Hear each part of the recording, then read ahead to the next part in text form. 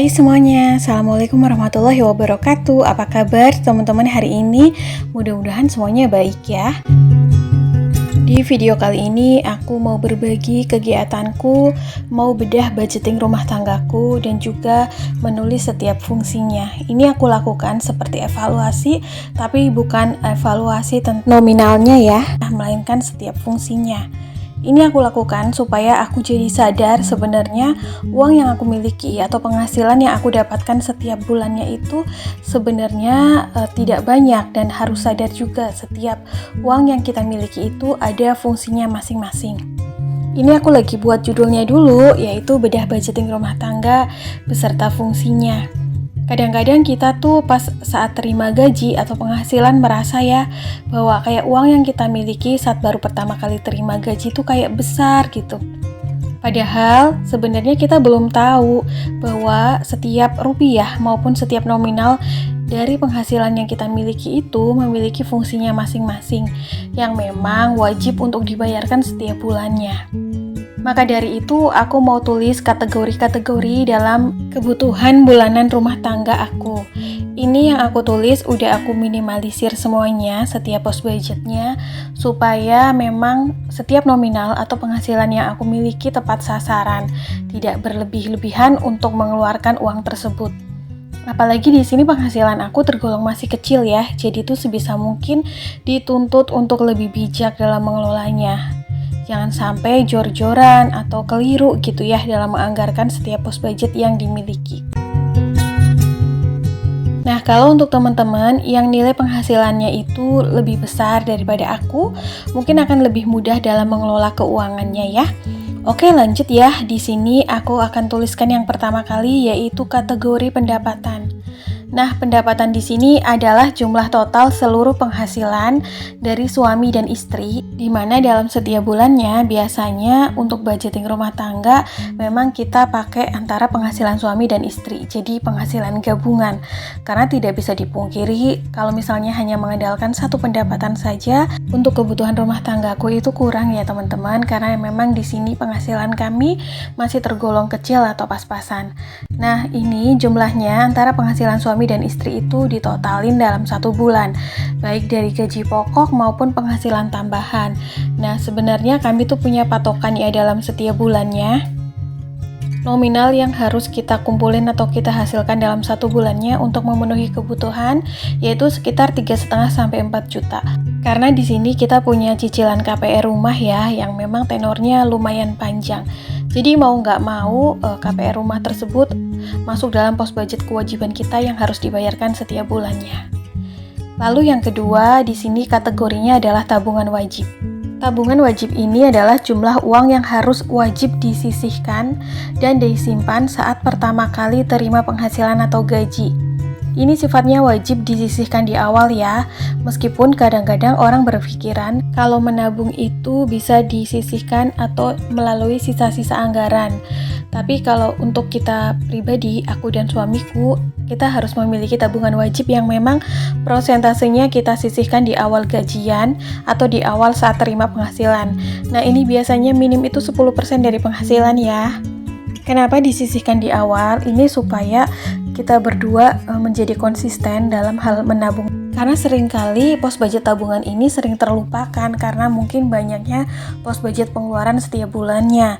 Nah, prosentasenya ini terserah teman-teman, kalau misal teman-teman mau pakai budgeting versi aku, tapi kalau buat aku minimum 10% ya, karena kita nggak bisa nabung banyak-banyak di awal bulan karena memang kebutuhannya lumayan banyak, terus penghasilannya masih tergolong kecil. Jadi ya segini aja udah alhamdulillah, yang penting konsisten. Lalu berikutnya ada pos budget kewajiban. Jadi memang urutannya seperti ini ya teman-teman. Dari pendapatan kita totalin, lalu yang berikutnya harus langsung tabungan wajib, lalu berikutnya baru kewajiban. Kewajiban ini adalah tagihan wajib setiap bulan yang hukumnya wajib kita bayar. Biasanya untuk kewajiban ini nominalnya tidak berubah ya, adapun perubahan ya paling sedikit-sedikit. Dari kewajiban ini meliputi kayak tagihan rumah tangga seperti biaya untuk listrik, untuk air, untuk wifi, dan lain-lain.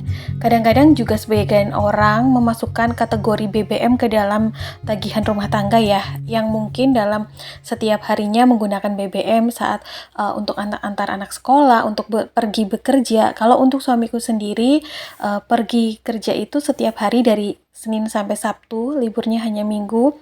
Dan untuk BBM ke tempat kerja itu dari akomodasi tempat kerjanya ya, karena suami aku itu bawa truk, jadi untuk anggaran BBM biasanya cuma ngisi motor seminggu sekali aja. Lalu kategori yang masuk dalam tagihan wajib setiap bulannya yang harus dibayarkan adalah biaya pendidikan anak. Mungkin untuk teman-teman yang sudah memiliki anak dan sudah bersekolah, biasanya ada tagihan bulanan yang wajib dibayar ya, seperti mungkin SPP kalau misal sekolahnya di swasta, terus juga uang saku, iuran-iuran, dan lain-lain. Untuk pos budget ini teman-teman yang udah punya anak pasti lebih detail dan lebih mengerti daripada aku. Lalu masuk juga biaya kesehatan. Nah, biaya kesehatan ini juga harus dianggarin setiap bulannya ya. Mungkin kalau yang punya asuransi kesehatan seperti BPJS dan lain-lain itu ada tagihan bulanannya. Atau mungkin yang memang menyisihkan tabungan kesehatan setiap bulan. Nah, untuk tabungan kesehatan sendiri di sini aku ikut termasuk ke tabungan kesehatan uang tunai ya teman-teman. Jadi setiap bulannya tuh aku ada anggarin sekian gitu. Kapan-kapan aku share ya untuk tabungan kesehatan ini. Untuk asuransi sebenarnya ingin bikin juga, cuman saat ini belum kebikin. Insya Allah kedepannya harus ya. Lalu yang termasuk dalam kategori tagihan wajib bulanan dalam kewajiban setiap bulannya yang berikutnya adalah cicilan kalau ada.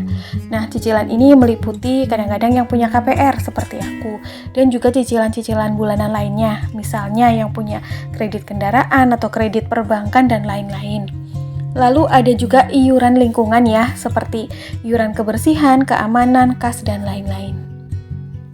Itu sifatnya wajib, harus kita utamakan terlebih dahulu. Lalu berikutnya ada kategori kebutuhan. Kebutuhan ini adalah biaya dan kebutuhan pokok rumah tangga. Yang sudah seperti kita ketahui ya teman-teman, kalau udah sampai pos budget ini, rasa-rasanya tuh uang kita udah gak ada nilainya gitu ya. Sebenarnya kelihatannya aja gitu nominalnya yang kadang-kadang saat terima gaji tuh kayak gede. Tapi kalau udah dikategorikan seperti ini, rasa-rasanya tuh uang udah gak ada harga dirinya. Kalau yang memang penghasilannya pas-pasan atau kecil seperti aku. Ini tidak berlaku untuk penghasilannya besar ya, pasti akan lebih enak dan juga nyaman dalam mengelolanya. Untuk kategori kebutuhan sendiri, ini meliputi yang pertama adalah belanja bulanan. Belanja bulanan ini sifatnya awet untuk 1 bulan ya. Jadi bukan untuk belanja lauk pauk. Kayak misalnya nih ada 2 kategori yang masuk dalam belanja bulanan, yaitu kebutuhan dapur dan juga kebutuhan kebersihan. Teman-teman dan bunda-bunda sendiri pasti di sini udah pada lebih paham dan juga lebih detail daripada aku. Tapi mau aku sharing lagi untuk mengingatkan bahwa untuk kebutuhan dapur seperti beras, gas, minyak, gula, bumbu-bumbu kering, mie instan, dan lain-lain. Lalu untuk kebersihan ya seperti shampoo, deterjen, sabun, pasta gigi, tisu, obat nyamuk, dan lain-lain. Lalu yang masuk kategori dalam kebutuhan yang berikutnya adalah belanja mingguan. Belanja mingguan ini adalah belanja yang diperuntukkan untuk membeli stok bahan makanan konsumsi sehari-hari yang meliputi protein hewani, protein nabati, sayur mayur, buah-buahan, dan juga bumbu-bumbu basah seperti cabai, bawang merah, bawang putih, dan lain-lain. Gimana teman-teman? Masuk ke kategori ini udah lumayan tersadarkan apa belum? Bahwa penghasilan kita setiap bulannya itu ada fungsinya masing-masing yang kategorinya banyak banget. Selain tersadarkan harus bersyukur juga ya, minimal kebutuhan setiap bulannya itu tercukupi. Lanjut, ini belum selesai, masuk ke kategori selanjutnya adalah kategori jatah jajan. Nah, kadang-kadang orang menganggap bahwa jatah jajan ini nggak perlu dimasukin karena ini bukan kebutuhan pokok. Tapi apakah yakin dalam setiap bulannya nggak jajan? Pastinya enggak ya. Kalau makin di skip malah makin over budget karena tidak terkontrol dan tidak ke-tracking seberapa banyak uang untuk jatah jajan atau anggaran jajan ini. Nah, budget jajan ini adalah budget yang kita keluarkan untuk membeli jajanan atau cemilan, baik yang jajanan siap makan atau sudah matang maupun bahan mentah untuk membuat cemilan. Jadi seberapa besarnya tergantung kebutuhan masing-masing dan kenyamanannya masing-masing ya teman-teman. Lalu yang berikutnya adalah pos budget dana darurat. Untuk dana darurat di sini, ini bukan untuk tabungan kalau untuk di aku ya teman-teman. Dana darurat ini buatku adalah dana yang diperuntukkan untuk kebutuhan-kebutuhan mendesak yang sifatnya sosial, seperti kondangan, terus juga bayi atau jengukin orang yang habis lahiran, jenguk saudara, teman, kerabat, tetangga yang sedang sakit atau yang sedang ada hajat. Pokoknya yang berbau-bau sosial, seberapa besarnya juga disesuaikan dengan lingkungan tempat tinggal, adat, dan kebiasaan. Lalu, kategori yang selanjutnya adalah sedekah atau berbagi. Nah, untuk pos budget sedekah atau berbagi ini biasanya adalah uang yang wajib kita keluarkan ya, utamanya untuk orang terdekat. Kalau aku sendiri biasanya lebih memprioritaskan kayak keluarga ataupun orang tua ya, kadang-kadang juga lingkungan tempat tinggal kita. Nah, ini berhubung penghasilanku masih kecil, jadi semampunya aja, yang penting niatnya. Tidak harus berbentuk uang ya, bisa juga dengan barang atau makanan. Nah, untuk berbagi atau sedekah yang paling gampang ya, seperti kayak kita kirim uang atau sembako ke keluarga, ke orang tua gitu ya. Atau misal saat Jumat berkah kita berbagi makanan ke lingkungan sekitar. Lalu kategori yang selanjutnya atau yang terakhir adalah uang pegangan. Uang pegangan adalah uang dari sisa anggaran budget anggaran rumah tangga. Nah, makanya kita harus membuat budgeting supaya kita tahu gitu ya sisa uang yang kita miliki setelah dikurangi kategori anggaran kebutuhan dan pengeluaran rumah tangga. Sisanya itu kalau untuk aku sendiri paling sedikit teman-teman, berapa ratus ribu. Tapi tetap bersyukur ya. Nah, biasanya uang pegangan ini yang aku isikan dalam dompet.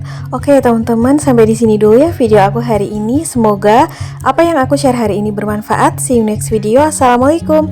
Bye.